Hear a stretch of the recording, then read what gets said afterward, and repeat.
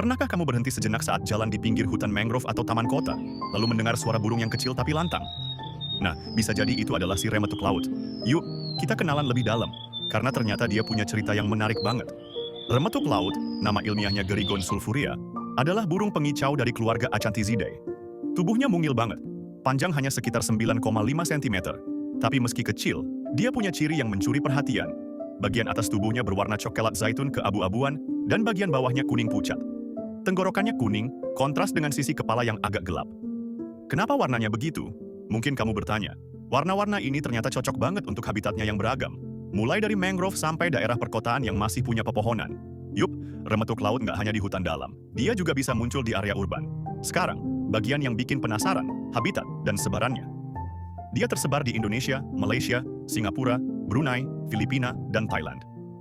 Betul, sebuah spesies yang meski kecil, tapi punya area jelajah yang luas.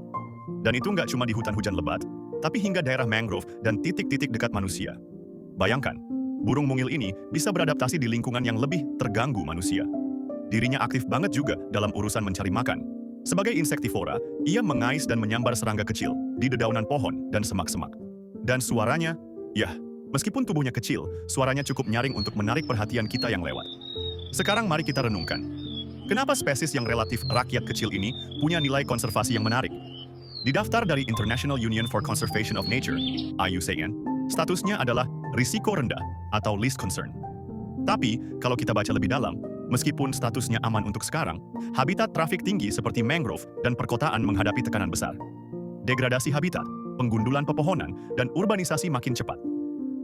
Jadi, hadirnya remetuk laut di kota bisa jadi indikator yang bagus. Kalau kita mulai nggak lihat dia, mungkin lingkungan kita makin kurang bersahabat untuk makhluk-makhluk kecil seperti dia.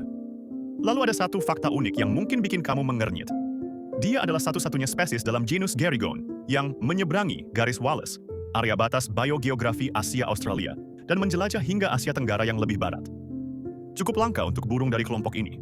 Ini artinya dia punya kemampuan adaptasi yang cukup handal. Jadi, setelah semua info tadi, apa yang bisa kita lakukan bersama? Mungkin mulai dari hal sederhana. Ketika kamu mendengar suara burung kecil di kota atau di pinggir mangrove, coba perhatikan. Siapa tahu itu remetuk laut sedang bernyanyi di sekitar kita. Dan jika kita peduli, menjaga pohon-pohon kota, menjaga mangrove tetap hidup, menjaga lingkungan kita tetap ramah untuk satwa kecil semacam ini, it matters. Itu dia cerita tentang remetuk laut yang mungil tapi punya banyak hal menarik untuk dipelajari.